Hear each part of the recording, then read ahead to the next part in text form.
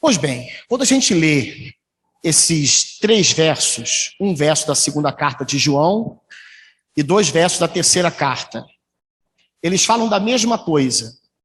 Eu queria tratar muito mais coisa com vocês, mas é melhor que eu faça pessoalmente, presencialmente. Durante o período de pandemia, nós tivemos uma luta muito grande para compreendermos 2 tipos de pessoas que estavam ausentes dos trabalhos da igreja. Um grupo era um grupo compreensível e naturalmente, podemos dizer, louvável, porque estava preocupado com a saúde dos irmãos e de forma temporária entendia que o melhor e o maior bem, ou menor dano pelo menos, se alcançaria no distanciamento. Muitos não concordavam com ele, até porque a gente hoje já tem de novo guerra de narrativa. Outro dia recebi um vídeo, uma reunião de médicos, falando de sequelas das vacinas para a saúde. Pastor, você está fazendo um desserviço, você é um bolsonarista maluco. Não, só estou citando um vídeo que chegou para mim. E uma coisa que os irmãos tiveram nesse período todo de eleição e também de pandemia foi uma tentativa de ser um isentão posicionado. Posicionado em não dividir a igreja. Isentão em relação a tomar um dos lados. E de ver aquilo que de bem intencionado há, pelo menos, em cada lado. Se os irmãos se lembram de uma live que nós fizemos em que o presidente do Conselho Federal de Medicina dizia que havia espaço para dúvidas. Aí eu perguntava para os irmãos, se o próprio presidente do Conselho Federal de Medicina deixa espaço para dúvida, como que eu posso criticar um irmão que tem dúvidas? Um leigo? Possível a gente pegar e dizer, eles são do diabo, esses aqui são de Deus, aqueles são do mal, esses aqui são do bem. Não dá. Essas guerras de narrativas. E agora, de novo, nós temos aí uma onda de contaminação. A Bianca hoje estava compartilhando com a gente, mais gente que ela tem visto lá no seu ambiente de profissionalismo, de exercício de profissão, sendo contaminada e tal. Então nós temos aí que nos preparar já para uma possibilidade de não ter mais uma recomendação, mas uma obrigatoriedade das máscaras no próximo fim de semana e seguintes, não sei. Pode ser que a gente tenha aí uma volta, distanciamento, não sei. A gente tem que se preparar e lembrar que a sociedade está lutando aí consigo mesma para se adaptar a esses momentos. Mas esses irmãos que, por um lado, mais temerosos quanto ao bem-estar da saúde alheia, entendiam ou entendem que estar mais distanciado é melhor, no coração desses irmãos tem um anseio, tem um desejo, que é o mesmo desejo de quem entendia que a questão não era tão grave e que a gente deveria voltar logo.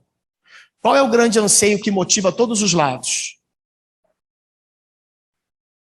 Esses 2 lados, dos que querem estar juntos e daqueles que por muito tempo entenderam que a melhor preservação do coletivo era um temporário afastamento. Qual era o grande anseio em relação ao texto que nós acabamos de ler? Aos textos. Estar presencialmente. Todos os irmãos, bem dirigidos, bem fundamentados biblicamente, sabiam que por mais que eu entendesse que fosse um bem temporário, estar distante, o meu anseio é que isso acabe, eu possa voltar aí na casa do meu irmão, receber meu irmão na minha casa, ir à igreja, a igreja ir na minha casa, não é isso? A gente poder sair juntos, comemorar a vida juntos, chorar a vida juntos, esse negócio de velório onde a gente não pode se abraçar, não pode chegar lá, coisa horrível isso. Não só o culto que a gente não pode frequentar, mas até mesmo um momento de dor, né? Não poder visitar um enfermo. Isso doeu em todo mundo que tem a cabeça boa. Mas havia um grupo pecando. E ainda há, talvez. Aliás, talvez não, certamente. Que é o grupo que não dá importância à proximidade relacional. Que não dá importância que nós andemos juntos, nos aproximemos cada vez mais. Que não consideram Hebreus capítulo 10, verso 25. E não deixemos de congregar como é costume de alguns. Pelo contrário, a gente precisa se admoestar e se ajudar ainda mais intensamente, porque, lembra do novembro escatológico, que termina hoje? Porque o dia se aproxima. Jesus está voltando. Então, a gente precisa vencer essa inclinação, eu conversava com a tia Miriam, A irmã Ana também colocou a mesma coisa. Permita-me aqui publicar isso. Vocês chegaram até a falar isso em alguma reuniãozinha, outra informal, mas eu contei isso aqui para a igreja, que na primeira vez que eu fui para um culto público, e não foi em nossa igreja, foi lá em Conselheiro Paulino, ainda durante a pandemia, que eu fui ser interino lá, no primeiro domingo que eu tive que sair de manhã de casa para ir para lá, eu me senti um peixe fora d'água. Parecia que tinha uma coisa errada com a minha vida, porque eu estava me deslocando, depois de 2 anos, para uma coisa que me parecia meio esquisita. Estava perdendo o costume de sair. E aí, as irmãs até depois colocaram também, que foi estranho poder fazer, desejar estar, mas não ter aquela iniciativa, ter que lutar para se mexer. A gente pegou o ritmo, eu acho, de novo. Mas até no retiro desse ano eu fiquei assustado. De ver muita gente junto 3 dias seguidos. No primeiro dia eu estava com um cansaço danado. Perdi o embalo, perdi o ritmo de jogo. Estou igual o Neymar voltando de lesão. Será que vai estar bom no jogo? Não sei. Pois bem, fiquei sem ritmo. Hoje eu me considero já com um bom ritmo de jogo. Estou gostando muito de ver a igreja trabalhando e tal. Mas aonde eu quero chegar com essa minha palavra, irmãos? Para a gente já começar a passar por algumas aplicações aqui. A gente precisa, nesse momento da 5ª Igreja Batista, tem aqui, deixa eu ver quantos aparelhos conectados. Nós temos... Anda... 14 aparelhos. Deve ter familiares reunidos com alguns aparelhos, inclusive. Temos aqui em torno de uns 20 irmãos. Um dia útil. A gente sabe que quarta-feira é um dia mais vaziado mesmo, inclusive para a Assembleia. Mas a gente precisa pensar seriamente nesse número de membros que nós temos e que estão chegando, inclusive. Temos irmãos que serão recebidos hoje aí. O meu sobrinho e a minha sobrinha pediram para avisar que também vão chegar atrasados por causa do dia de trabalho. Chegar a casa rápido e vir correndo. Daiane também colocou que teria dificuldade de estar presencialmente. A Lívia colocou isso também. O Celso colocou, então tem irmãos aqui conectados. Irmãos, a gente precisa pensar no quanto a gente estima, como João estimava aquelas igrejas. O desejo de estar perto e viver a vida perto. Glória a Deus, porque temos algumas formas de nos comunicarmos à distância. Seja o WhatsApp, seja o Facebook, seja o Instagram, seja o telefone mesmo ligando. Inclusive, se vocês não sabiam disso, dá para fazer ligação. O WhatsApp é segundo recurso. Primeiro seria ouvir sua voz falando ao vivo. Aliás, o WhatsApp também faz ligação. Até em grupo. Então, é bom ter a tecnologia, glória a Deus por ela, mas a gente precisa amar estarmos juntos de verdade. Mas o que me chama a atenção nesse texto, na 3ª carta, vem a seguir, na parte final da 3ª carta.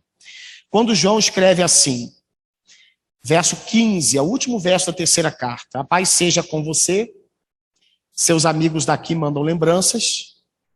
Por favor, envie minhas saudações pessoais a cada um dos amigos daí. Na versão dos irmãos fala, cumprimente 1 a 1.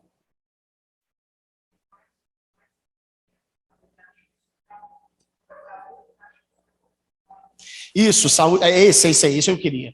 Saúde os amigos por nome. Ou seja, a ideia de João era que Gaio não deveria chegar diante da igreja como eu estou aqui agora. Olha, o pastor Ávila mandou um abraço. Não era isso. Era talvez eu ficar à porta no domingo de manhã, o pastor Ávila lembrou de você. Olha só, ele lembrou da irmã. Ele conversou comigo sobre você, meu querido. Se ele te conhecesse, ele falaria de você que está novo na igreja. Essa é a ideia de João. John Stott comenta esse texto, eu já falei isso aqui umas 10 vezes nessa igreja. John Stott comenta dizendo o seguinte, irmã Valéria, quando uma igreja cresce muito, ao ponto dos irmãos não terem uma rede de relacionamentos, essa igreja já está doente. Ela deveria, na verdade, se multiplicar. Senão ela vai adoecer porque ela está ficando obesa. Ela está ficando inchada, não está crescendo mais. Os irmãos precisam ter vida na vida. E aqui eu concluo com uma reflexão. A gente tem tido um crescimento de relacionamento nesse nível que João ansiava. Ele não podia estar com os irmãos, mas desejava. Não sei se ele conseguiu satisfazer o seu desejo, o seu anseio, realizar o seu desejo. Mas ele ansiava. Eu anseio. Quais são as coisas que me impedem de estar? É coisa de fora que limita a execução de um anseio presente? Ou é a ausência de um anseio? Uma característica interessante, bem prática, para ajudar os irmãos nisso. E eu posso chocar alguns irmãos com essa minha reflexão. É um desenvolvimento pastoral, ministerial, eu diria eclesiástico, que me tem vindo sempre. Vocês imaginem só se cada vez que os irmãos que atuam no grupo de louvor viessem aqui à frente, cantassem para a igreja, mas toda vez que a irmã Fernanda, por exemplo, ou o João Anecote, que toca contrabaixo, o Lucas, ou o Paulo, ou o Ronald, que toca um teclado, ou eu que toco violão ali e canto, a Viviane, a Lívia, a Bianca, outros irmãos aí que ajudam no vocal. Imaginem vocês, se cada um de nós, quando precisássemos de ajuda, quando nos sentíssemos aflitos, quando quiséssemos comemorar alguma coisa da vida, a segunda escolha seria alguns irmãos da quinta igreja. Mas a primeira escolha fosse irmãos de outra igreja. Isso seria normal, irmãos? Preste bem atenção. Eu frequento uma igreja, eu toco numa igreja, eu opero projeção, eu canto no coral, eu gosto de participar nas assembleias, votando e sendo votado, dando as minhas opiniões, convivo com um grupo que a gente chama de igreja local. Biblicamente, não é uma empresa. Empresa você faz isso. Você tem lá 1000 funcionários lá na STAM, não sei se tem. Aí você não tem convívio com quase 10%, talvez, se tiver. E aí você chama 2, 3 para uma festa de aniversário, porque são pessoas chegadas, mas não tem a ver com a empresa em si, tem a ver com uma intimidade pessoal. É normal, porque o que une vocês lá é a produção de cadeado, de fechadura, etc. Agora, a igreja local produz o quê, irmãos? Qual é a produtividade da igreja local? Comunhão com Deus e com o próximo. Logo, não faz sentido eu, como pastor, me abrir mais para o pastor Tony do que para o pastor João, do que para o pastor Álvaro. Está gravado, eu vou mandar para ele depois. Vou mandar para o pastor Marcos também. O pastor Willis. Grandes amigos meus que conviveram com a gente aqui, mas eles hoje têm uma outra igreja local para participar. Seria muito estranho o pastor Tony buscar amigos dessa igreja para se abrir, para conversar, para festejar, para chorar, e não estar desenvolvendo isso lá. Talvez porque só está 1 ano lá, seja até normal dele não ter tido tempo de desenvolver isso. Mas deveria ser um anseio, um desejo. Não faz sentido o Patrick, esposo da Creuma, né, tio aí do Juan, genro da Gessi, filho da Penha, estar nessa igreja e não sentir relacionamento suficiente para compartilhar com outros homens as suas mazelas da vida e procurar um irmão da Ceifa, um irmão lá de Conselheiro Paulino, lá de Nova Suíça, de outro lugar. Isso até poderia acontecer de forma excepcional, uma exceção à regra. Mas não é normal que a irmã Valéria, vindo para essa igreja, diga: nossa, como eu gosto daquele culto. Aqueles eventos são tão bons. E com quem a senhora se aconselha? Ah, tem uma amiga minha no trabalho, que ela é de outra igreja, é com ela que eu consigo me abrir. Porque na igreja a gente não consegue assim conviver com as pessoas. Se isso fosse uma verdade, eu deveria ficar alarmado como pastor. Pastor, mas você não ensina para a gente a comunhão entre as igrejas? Sim, igual eu ensino a vocês a comunhão entre as famílias. Mas eu pergunto, Adélia, entre a Sara e a Stephanie, quem vem primeiro?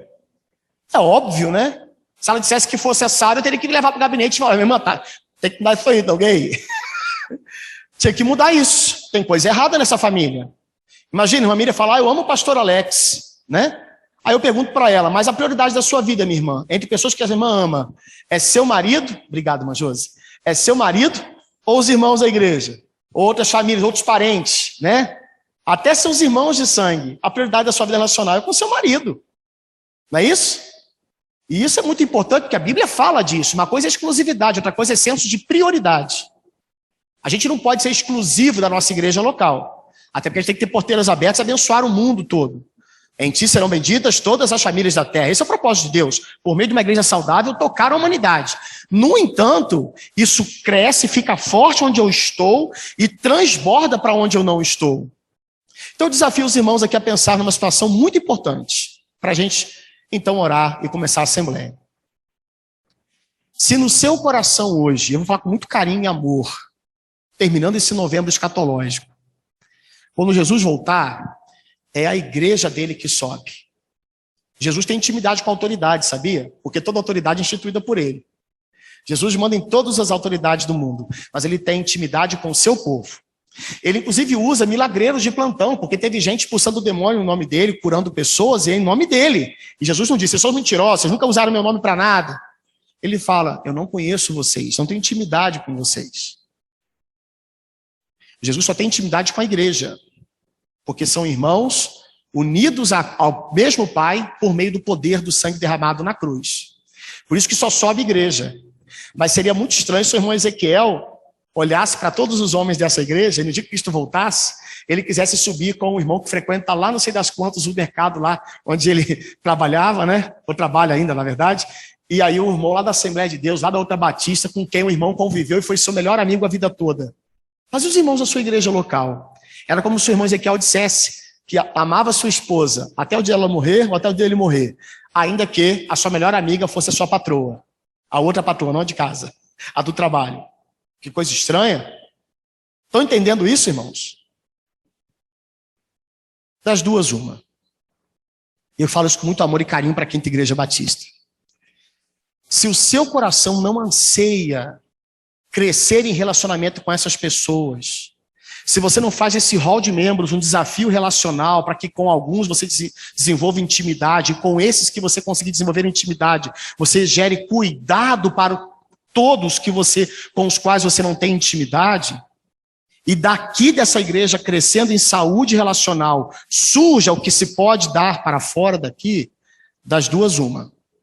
Ou você ora por isso e pede para Deus mudar o seu coração, para que você invista mais nisso, para que você ligue mais para os irmãos da sua igreja, para que você se aproxime mais. E aí você pode dizer assim, pastor, mas tem gente que não se aproxima de mim, eu estou necessitado de cuidados, e teve gente de fora que se ofereceu, da igreja não se ofereceu. Acontece, na sua família também acontece, se sentir desprezado por pai, mãe, por irmãos, você não foi embora de casa por causa disso, e você sabe que isso era uma anomalia, estava fora do lugar. Mas o nosso padrão é perfeito, seu pai e sua mãe são pecadores, o nosso Pai Celestial não é. A obra dele em Cristo é perfeita, a igreja tem que manter-se no lugar para crescer nessa comunhão. E aí a questão é a seguinte, você precisa orar para que Deus faça então que você vença isso. E aí você precisa olhar mais para o rol de membros, e olhar, quem é Dona Alzira? A ex-vidente que agora não enxerga. O irmão Gilson, o irmão que antes cuidava da esposa, agora é cuidado por ela no trato de um câncer. A família do Eliezer, que acaba de chegar, e que se a gente não ajudar com certa urgência, uma família que não tem condições financeiras para muita coisa, dá para fazer alguma coisa, como eles já fizeram, boa parte, mas não dá para tudo, pode entrar água na próxima chuva forte da sua casa. E é um método de água. A gente tem uma adolescente chamada Sara, que é filha de pastor, que está sendo treinada para ser sofredora nesse mundo. Namoro cristão, tolerância com aqueles que não querem uma vida cristã e são da mesma escola, do mesmo rol de amizades, ao mesmo tempo que caminha junto sem se sujar com o pecado, isso é difícil. Temos a Nilza, recém-aposentada, que para quem não sabe, está se oferecendo para fazer um trabalho na igreja, na nossa comunidade. Junto com outra irmã que não está aqui, não perguntei se eu podia falar, nem para você eu perguntei, mas foi falado na reunião de liderança, então estou gostando desse negócio, viu? A dona Ana, que um dia levantou um grupo de oração, espero que volte quando essa outra onda passar aí, e quem sabe a gente volte aí, o coral está voltando. Para que está voltando? Para a gente olhar evento, para ver dia 25 de dezembro com uma produção legal aqui, pós-pandemia, e depois cada um para o seu canto, para viver os relacionamentos reais da vida? Viramos um clube, não somos mais igreja. Então temos que lutar contra isso. E eu tenho, pela graça de Deus, hoje, os meus 2 melhores amigos, próximos a mim, são aqueles 2 homens lá. Pastor Tony, estou olhando para a câmera, você agora virou o terceiro. Já era, perdeu. Pastor Willis, Pastor Marcos. E eu espero que eles tenham pessoas lá. É triste você ver um pastor dizendo, na minha igreja eu não tenho amigos. Das duas, uma. Ou ele prega para que isso mude e plante para que isso mude, ou ele se muda. E essa é a minha segunda questão para a membresia da igreja. Se você não tem esse anseio, se não arde no seu coração um desejo grande de se aproximar dos seus irmãos de mesma igreja local, E a partir desse relacionamento crescente, com quem você cultua, onde você ouve os mesmos sermões, onde você é desafiado aos mesmos projetos de vida, se você primeiro não quer crescer aí e desenvolver daí, eu faço votos. Pode ser membro fundador da igreja, podia ser irmã Miriam, que eu tanto estimo, podia ser filho de membro fundador, que eu acho que, não sei se a irmã Oswaldina é, como é o caso das gêmeas que estão com a gente, podia ser recém-chegado, relativamente, como o Juan, que está no meio aí, mais ou menos, do processo. Aliás, comparando com a sua noiva, está na hora, né? Está chegando agora. Vê se você não esbarrou um bocadinho no cabinho aí, Álvaro, no cabinho da direita, não foi não? Tá, não tem problema não, tudo bem. A gente aguenta, que aí não deixa a gente dormir. Parou, fez milagre. Você mexeu nele aí? É mau contato nele, né? Se dá umas barradinhas, faz. Muito bom, foi na hora. Então, tava. Se a gente não tem essa visão, eu diria assim, no olho da irmã Adélia, vai para outra igreja onde você tem aqueles amigos de verdade. Não é aqui, não. Se a minha esposa não tivesse aqui os melhores amigos, as melhores amigas dela, para a fé, para a luta, nós não estaríamos aqui mais como família pastoral. Ela já tem isso aqui. Eu já desfruto isso aqui. Mas se você não tem tido anseio, pode ser que você não tenha isso ainda porque estava no primeiro grupo. E tem que lutar contra isso, fazer isso mudar na sua vida, buscar crescer nisso. Estamos juntos nessa luta. Mas se você não tem esse anseio e acha que está normal, você vir para culto, você participar de uma coisa ou outra superficialmente, mas não desenvolver relacionamentos discipuladores, intencionais, verdadeiros e crescentes, inclusive se preocupando com quem chega por conversão, por transferência, por aclamação, não importa, por reconciliação, para ver, Juan tá chegando aí, ó. Juan tá no culto de quarta-feira numa assembleia, nunca vi tão batistão quanto você, viu, Juan? Nem membro, nem batizado tá numa assembleia de igreja batista. Quantos adolescentes, quantos jovens, quantos líderes estão pensando, quantos homens estão pensando num rapaz como o Juan? A gente conhece o pai do Juan, o Kleber? O Kleber estava tocadão, demos uma carona para ele outro dia. Eu vou dar na igreja lá, pastor, seu papai. Será que o Juan vai ter força para levar o papai para Jesus? Meu irmão veio, Juan, através da minha vida. E Deus salvou a gente. Me usou para pregar para ele. Será que a gente está se importando com o fato de que há irmãos que, assim como o irmão Ezequiel, não tem a sua família convertida, há outros que estão se achegando, né, irmã Valéria? Esperando no Senhor um toque do Espírito no coração do marido. Uma irmã como a Adélia, que teve o seu, que fez parte, não está mais. A gente pensa nos outros, irmãos, nas dores, nos anseios, nas alegrias, nas perdas. Se a gente não tem esse anseio, das duas, uma.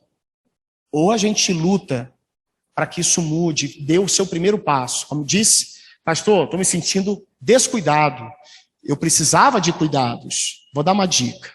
Primeiro, que você tem cuidado, sim, que Jesus está cuidando de você, ele é suficiente. Segundo, certamente, de alguma forma, deve estar faltando um olhar mais atencioso para quem está à sua volta. Terceiro, uma das formas, vou dar algumas dicas, né?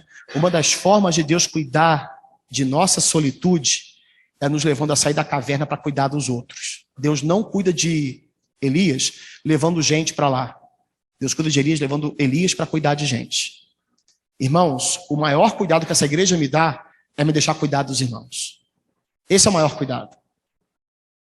O maior cuidado que aqueles rapazes me dão é ter um pastor como Álvaro, que para mim é um exemplo de vida, chegar no seu casamento e dizer para mim assim, você é um paizão, viu? E isso me marcou profundamente. A gente precisa pensar nisso. Mas se eu não tenho essa visão, se eu não quero investir nisso, eu estou convidando, olhando para a câmera, para quem está em casa, beijo para vocês, não estou bravo, estou tentando ajudar os irmãos, e para cada um dos que estão aqui agora, e para você que está vendo essa gravação depois, membro da Quinta Igreja. Vá para uma igreja onde você encontra relacionamento, então. Pode pedir seu desligamento para a próxima assembleia. Vamos sofrer por perder em parte, mas vamos ficar felizes por você estar buscando para, de fato, conviver com quem você já acha que são companheiros de vida, de fé. Se você me disser, não, pastor, os meus melhores amigos nem crentes são. Ah, não, aí você está ruim da cabeça e doente do pé. Aí tem problema mais sério ainda para resolver nessa vida. Aí o problema é outro. Mas se eles são de outra comunidade, você tem gosto nisso e não pretende investir nos que Deus tem te dado na sua igreja local, isso aqui não é fachada.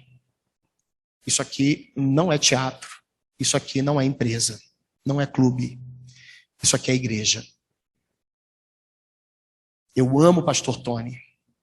Eu amo o pastor Marcos. Amo o pastor Áquila, de coração. Mas eu não tenho como dar para eles o que eu não dou para vocês. Se eu der para ele o que eu não dou para vocês primeiro, eu estou amando mais a Stefania do que a Sara. Tem coisa errada na minha família. Tem algum problema na minha família. Vocês entenderam essa palavra? Sim ou não? Vamos orar por isso? Baixe sua cabeça, feche seus olhos. Eu sei que para alguns talvez isso foi muito desafiador. Tem alguns irmãos muito bem intencionados, talvez nem nunca tenham pensado nisso. E hoje estão sendo desafiados a pensar como que eu tenho encarado a membresia da Quinta Igreja Batista. Quantos irmãos têm percebido uma Josi que há tanto tempo ora pelo seu marido para se converter, mas que tinha um filho que gostava de se vestir de terno e gravata para imitar o pastor, mas que hoje tem estado tão distante? Você, Samuel. Quantos irmãos têm se preocupado com a dona Penha morar em Estuqui e quase não conseguir estar conosco aqui? Quantos de nós tem desenvolvido uma amizade com irmãos que não podem mais vir aos cultos, como a dona Elza, que está com mal de Alzheimer? Quantos de nós tem preocupações com a solitude dos viúvos que moram sozinhos, dos jovens que estão com medo das carreiras que vão ter que escolher para a profissão? Irmãos, a Bíblia só pode ser cumprida nas bases, numa igreja local. E o nosso propósito é produzir relacionamento horizontal e vertical. Se não é para isso, a gente não é mais igreja. Pai querido, eu te peço, por graça e misericórdia, era para ser só 15 minutos, Pai, mas eu passei um pouquinho, peço perdão, Senhor, aos irmãos por isso. Mas por graça e misericórdia, Pai, toca o coração da membresia da Quinta Igreja. Gere em nós, Senhor, esse sentimento joanino, que na verdade era um sentimento de Jesus. Um sentimento cristocêntrico, tratado por Cristo. Aquele que quando amou, amou até o fim os seus discípulos. Ele curou a multidão, ele alimentou a multidão, ele expulsou demônios das pessoas, ele discursou para muita gente, mas ele deu atenção especial aos seus discípulos, aqueles que estavam com ele todos os dias. Quando Judas foi embora, traindo, ele não deixou os 11 sem cuidado para ir atrás. Ele continuou cuidando dos 11. Senhor, perdoa-nos pelas inúmeras vezes que nós desperdiçamos essa comunhão. Temos tantos irmãos, ó Pai, que precisam senti-la. Gera um avivamento, uma mudança, um crescimento verdadeiro na nossa relação, para que então, de fato, o mundo veja que nós somos um e assim eles creiam que o Senhor enviou Jesus, Pai. Essa foi a oração do teu filho, que nós fôssemos um, que nos amássemos como o Senhor Jesus nos amou. E que assim a gente possa crescer de verdade como igreja. Que as demais igrejas recebam o transbordar de nossos relacionamentos. Que o pastor Áquila, que o pastor Marcos, que o pastor Tony, que o pastor Willis, que o pastor David, que o pastor Zé Luiz, os pastores vivos que já passaram por essa igreja, que estão trabalhando em outros lugares, estão jubilados, que eles ouçam dizer da comunhão que há nesse lugar, inclusive que novamente a igreja caia na graça do povo, por saber como essa igreja se cuida. Nós choramos e clamamos por esse avivamento para nossa e para cada corpo do Senhor, parte do corpo do Senhor, cada agência do reino espalhada por essa terra. Não deixa, Senhor, que a gente se vanglorie, que há pessoas de outras igrejas, co-irmãs, que estão mais próximos a nós do que dos seus irmãos com quem congregam dominicalmente. Ajuda-nos a aconselhá-los a que busquem crescer nessa comunhão lá também. E se for o caso, Senhor, que o Senhor toque no coração deste ou desta, que percebe que essa foi uma palavra decisória e orientadora da tua parte, para tomar uma decisão e sair para um lugar onde de fato querem assim congregar. Mas que não haja igreja que seja confundida com clube nem com fachada, com cidade cenográfica. Nós pedimos em nome de Jesus. Amém.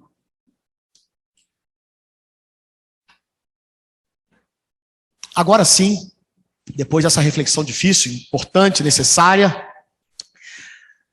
Cadê a Sara? É mesmo